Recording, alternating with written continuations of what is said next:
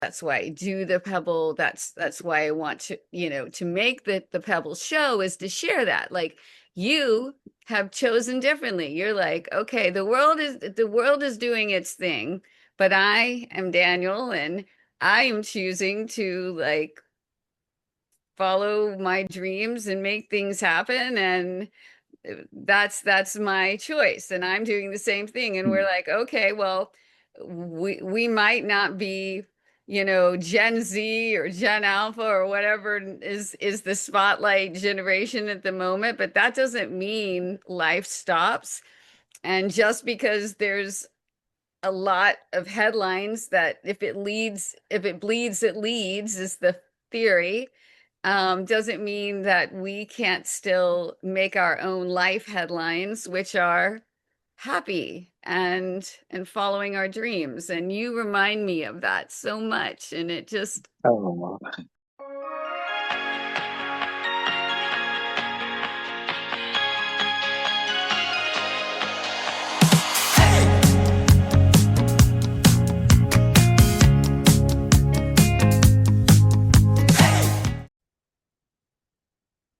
hi, in today's Pebble, we are going to be back with my great friend Daniel, and we are going to talk about the tremendous progress he has made since our first Pebble with him way back in season one, and how he has truly found a passion coming to life for him. So proud to have this and so thankful. Mwah.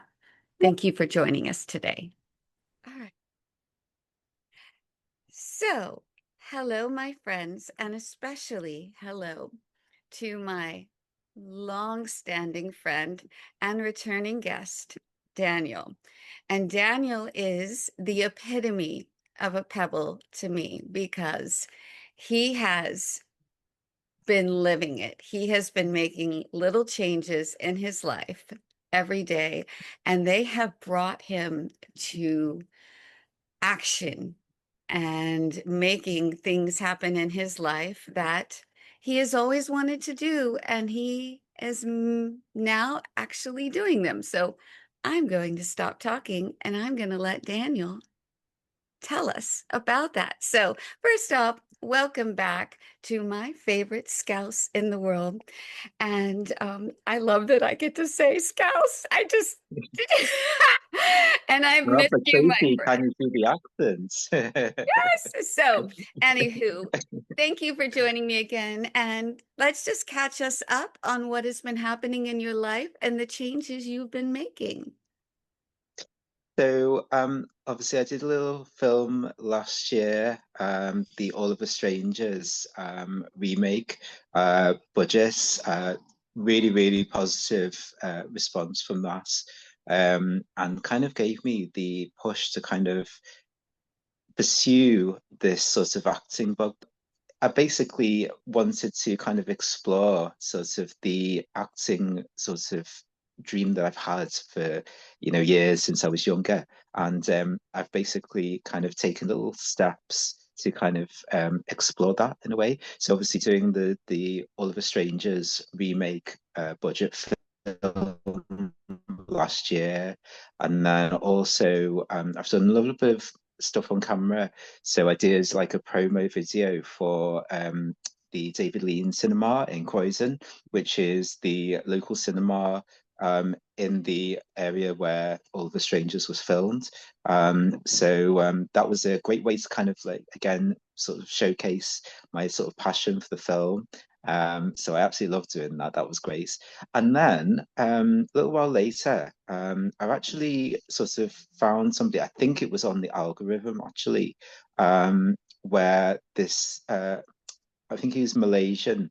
Um, this guy, he does like really inspirational posts and videos, and been following him for quite a while on Instagram. And then one day he happened to mention that he was going to be in Europe, um, doing videos and stuff like that. And he asked me if I wanted to be in one of his videos. And I was like, oh my God, yes, please. Because I absolutely loved, the kind of content that he produces. It's really sort of inspirational. And I kind of want to align myself with people like that. So I basically, ended up in one of his videos recently. I saw him in Cantonese. I did kind of wonder how it was going to work, but he gave me a little line at the end. But I just thought all of these little things, are going to help me sort of gain the confidence. I had some really lovely compliments about, that I looked really good on camera, from friends and also from the guy who does videos because his partner, she actually does the subtitles because it's done in Cantonese and then she puts the subtitles on. So he has a script and he reads off the auto cue. And it's not even complicated equipment either. It's just like his sort of phone, and he's got like a little bit of a ring light and bits and pieces like that. So it's not like complicated, expensive equipment that you need. And they basically kind of gave me the inspiration to, because I mentioned to them that I quite like thrifting. And obviously, we've talked about this before as well.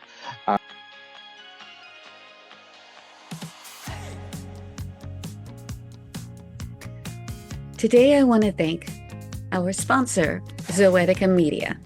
Zoetica Media is run by founder Kemi Hausa, and she and her entire organization, which, for all truth's sake, includes me, run an organization that is about bringing communication and community together. And I'm a proud, proud member of this organization. And I'm very proud to be a part of an organization where we truly do believe that community is the cornerstone of everything that is good about social media and community management. So thank you to Cami for being a long-term friend, ally, mentor, and employer. But also kudos to Zoetica Media for showing up every day for their clients and being a part of their community. So, and thank you for sponsoring this episode of The Pebble.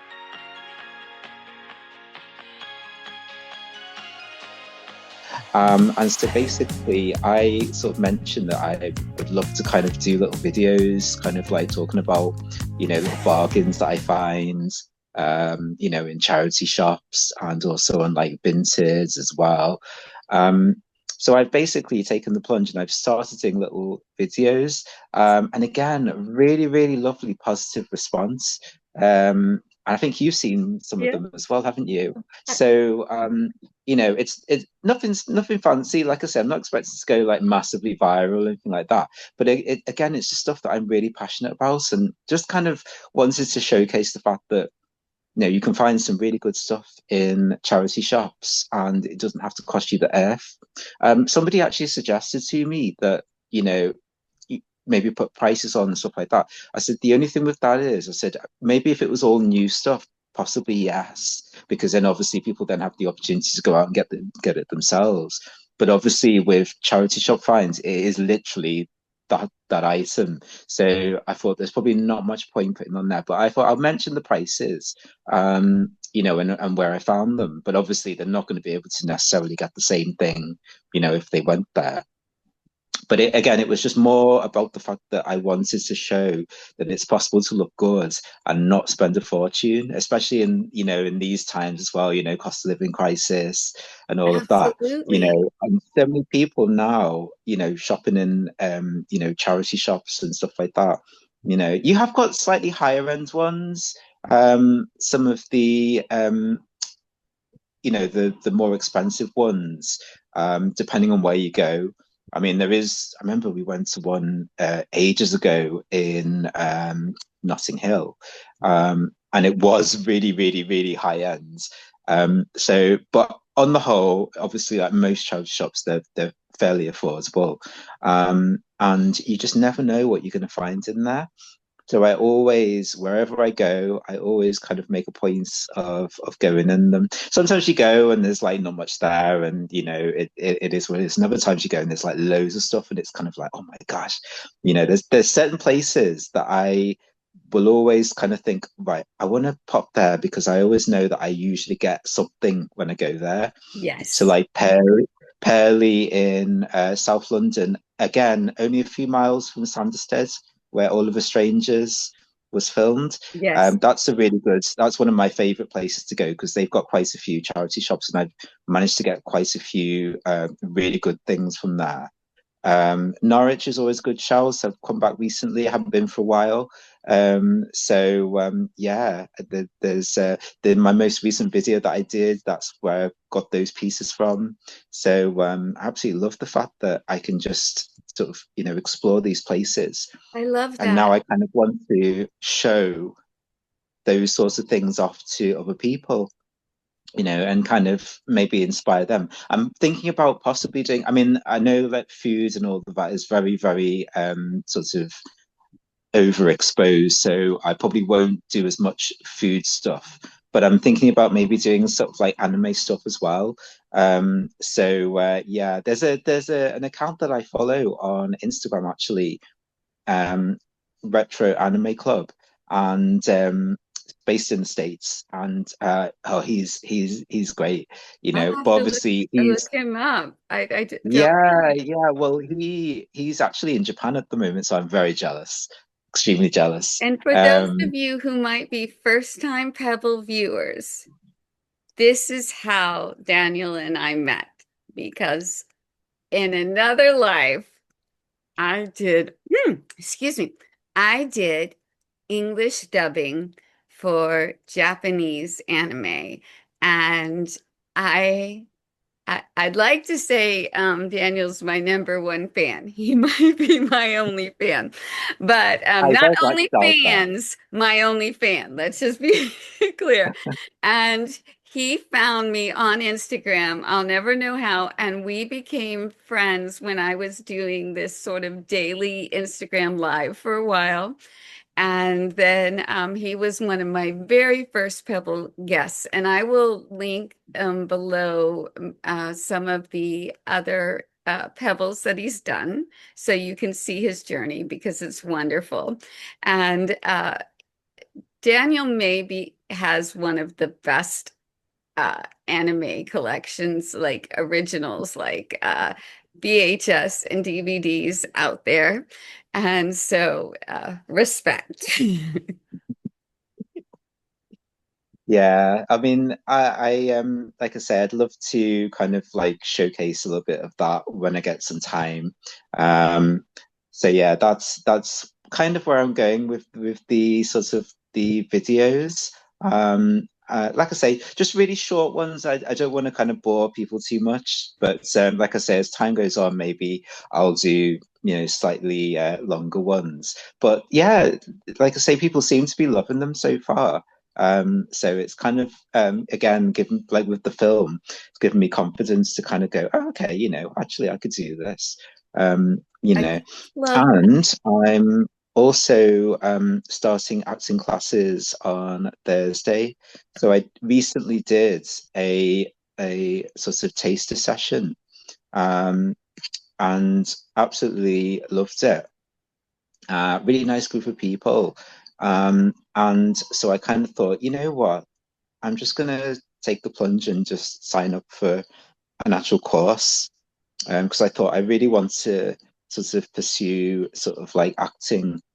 I don't know if obviously how long it's going to be, and all of that in terms of sort of like making it like my main gig and stuff like that. Obviously, like I said, that's a very, very, very long way off and all of that.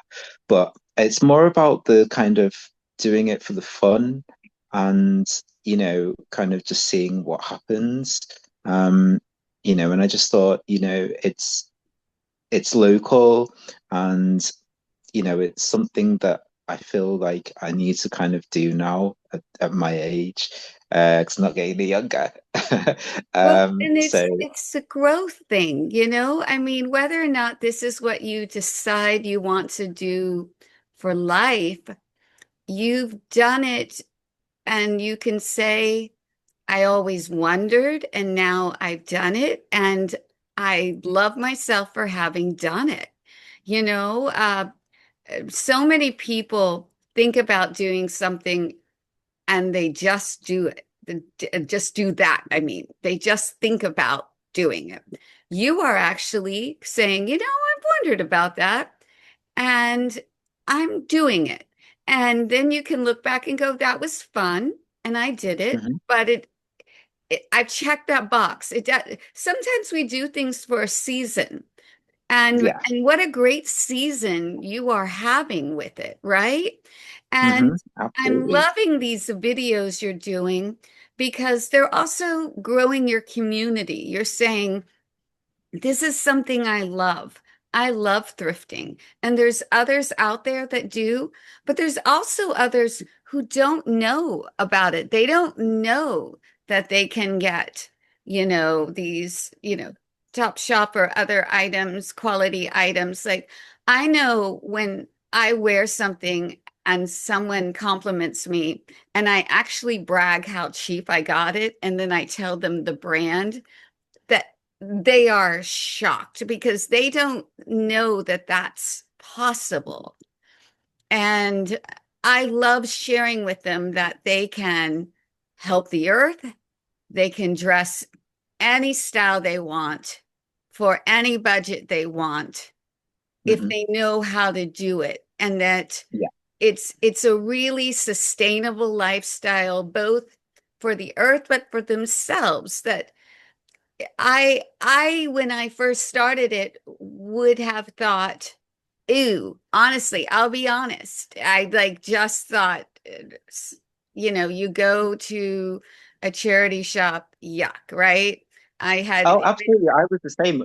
I'm ashamed to say that I was very much of the same kind of opinion of like, oh, other people's clothes. I don't think so, that sort of thing. And then I was humbled because obviously, 5 years ago, the world's, stopped and all of that. And then my favorite sort of retailer, Top Man, indeed, actually, the Arcadia Group, which actually owns Top Man, Burton, and shops like that, they closed all of their physical stores. Top Man still has a presence online, but it's more like a concession now because it was bought out by another company. So there's no obviously standalone stores anymore.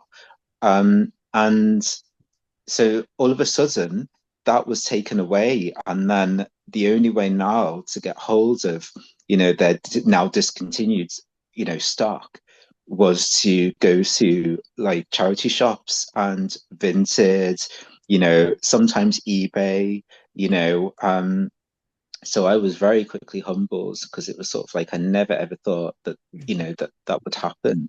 And then but now I'm completely convinced and I absolutely love it. And now, it's literally like I said before, anytime that I go somewhere new, I'm kind of like, oh, are there charity shops there? Let's have a look, that sort of thing. But obviously, Vinted allows you to search specifically. Obviously, when you go to charity shops, you've got no way of knowing what's going to be there. Um, but obviously, if you go onto Vinted, you can actually search for stuff, and sometimes they will have stuff that is new. You can filter it of in terms of like condition, but you're more likely to find what you want on Vinted. Yeah. So I will normally do a search and stuff like that. So I actually got onto Vinted quite late. I remember somebody was going on about it, and I was kind of like, oh, let me just have a look. And oh my gosh, oh, it was great.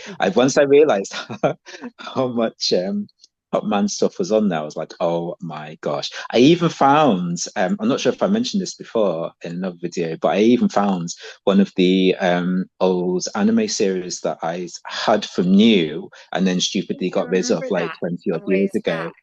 And then I actually managed to find it on Vinted as well, because you do have the odd sort of like anime bits and pieces on there. So yeah, I'm extremely grateful to Vinted for the selection of clothes and other bits and pieces. So that's my little obsession at the moment. But I love it. Like I say, it's great. Like you said before, it's sustainable, and unfortunately, it's the only way I can get hold of most of the stuff that I want now. So, you know, I actually feel like I've been completely humbled, and doing stuff that I never ever thought I would do. So, yeah, it's great, and I definitely feel ashamed that I was very, very snobbyish about charity shops. Well, But when you know better, you do better. And that's the yeah, thing is then absolutely. that's a breach point too for you with people like you don't have to feel bad. Like I get it. I thought the same. It's a way to breach that point because I think that we have been kind of almost trained to think that, right? And and it's okay that we have been it's not okay in that we shouldn't think that, but it's okay that to acknowledge that.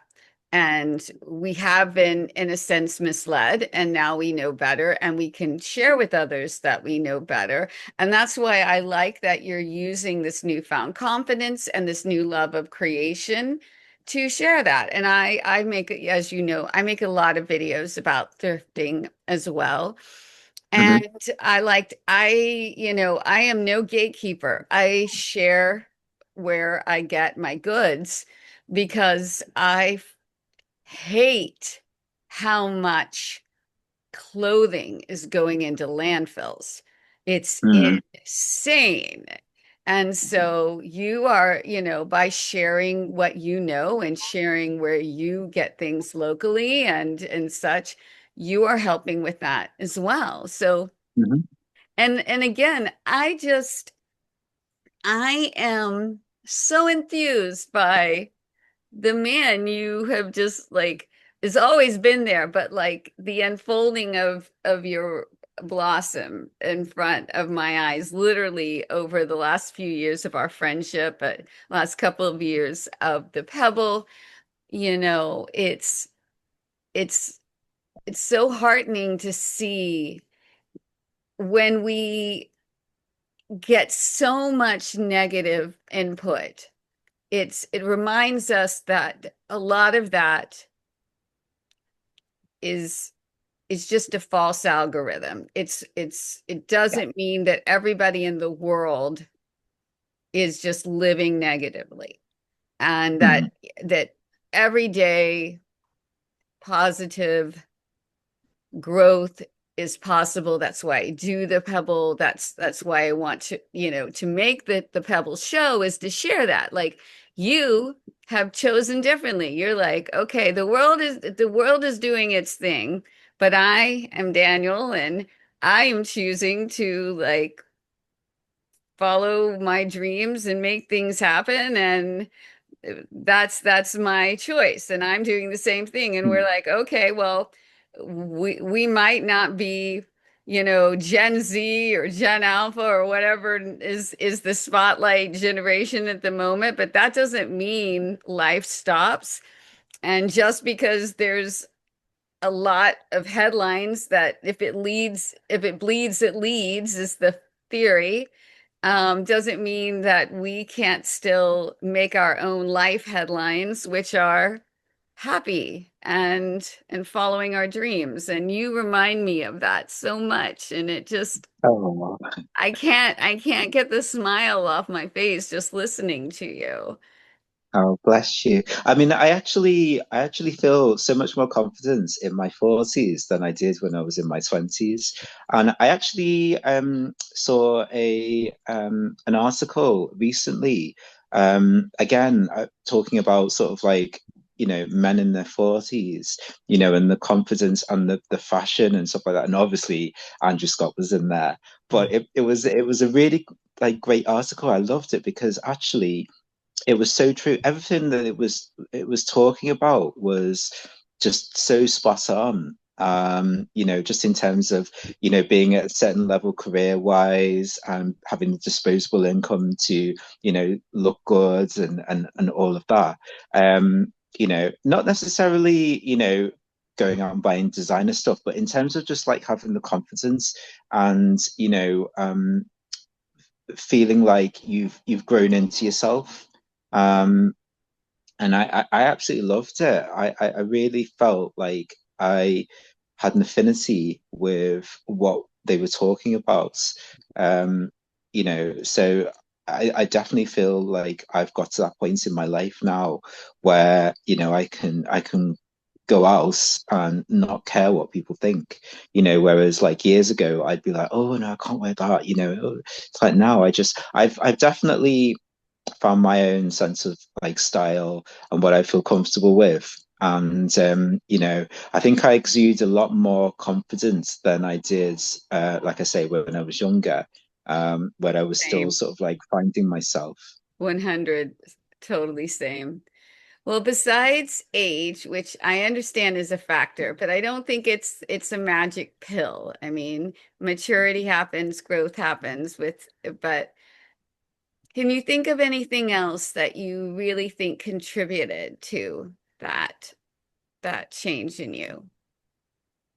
In terms of the confidence, Yeah, um, I think also sort of like having lots of time on my own, kind of really having a relationship with myself and learning what I like and what I don't like.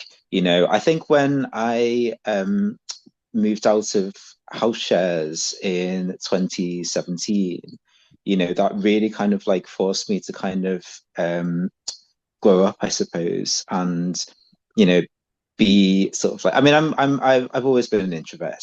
I was just really lucky that the last sort of like house share that I was in, it was really sound people, really, really, really nice people.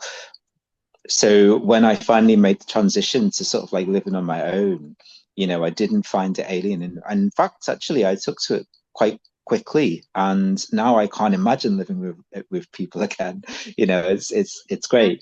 Um, but I definitely feel like because I've always been a bit of a loner, I kind of have had to when you've had to kind of like do stuff on your own because you don't really have the option of doing stuff with people. I mean, don't get me wrong, I've got friends, and I do stuff with them, but majority of the time I will go off on adventures on my own and stuff like that. But it's mainly because I have to, because I don't always necessarily have somebody to kind of like go with.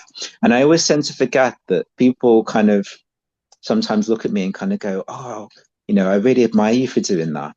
They won't always necessarily vocalize it, but people have said it to me in the past, and for me, it's just a normal thing because, like, what else am I going to do otherwise? But I understand that not everybody can do that, so having these like adventures on my own and stuff like that, I think has really, really helped my confidence come in leaps and yeah. bounds. Just going off and having these adventures on my own. I love it. Like I say, where are we going to go and watch a show today? Where are we going to go, and planning stuff. It's great. I absolutely love it. I do get to do stuff with friends every now and again as well. And then obviously the people that I became friends with through the Andrew Scott's sort of fan base as well. So when we get the chance, we can't always, it's not always possible to do it all the time. But when we do get the opportunity to kind of like meet up, it's great and I love it But it so sounds like it's very cognizant and consciously chosen time with people rather than avoiding loneliness. When you have learned how to be alone rather than to avoid loneliness, because you've done a lot of work on yourself. And you absolutely. and I think I think that's really profound. I think a lot of us run from being lonely that we don't know the difference between being alone and being lonely. So people go, oh my gosh, you do all these things alone because we assume that means that you must be lonely. But you're Mm, not lonely when you're alone because you've learned how to be alone and do things with, in a very very It's okay basically space. like choose you. It's like you can take not you can take or leave people, but you kind of you don't need you don't you're not sort of like latching onto people Right. because you don't want to go on your own. So you're It's with kind of like people who you want to be with, and it's good it's a conscious time. choice. And Yeah, right. And I think that's so healthy.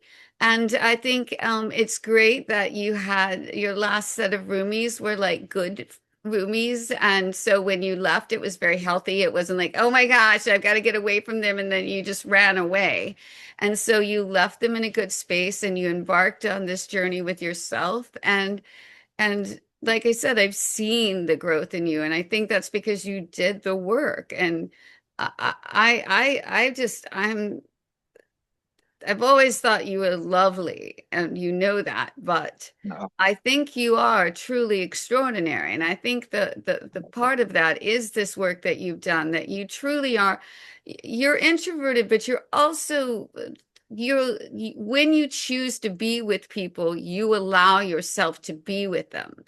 And that's yes, something very real and genuine, and you are generous when you are with them. So, and I think that's what I see on these videos is um that when you choose to make them, then you are very present. And if you choose to do acting, that will serve you very well because when you are there, you are there. So I'm excited for your future. And as um, always, you know, I love you being here and I thank you for coming back. And thank I you for hope, having me always. yeah, and the next project that you have, which may be an acting project or whatever the next growth thing is, I want to hear about it. And I will link all the good stuff happening where you can find my beautiful friend Daniel in the copy below. And thank you, Daniel, for coming once again. And my audience and I bid au revoir, never adieu.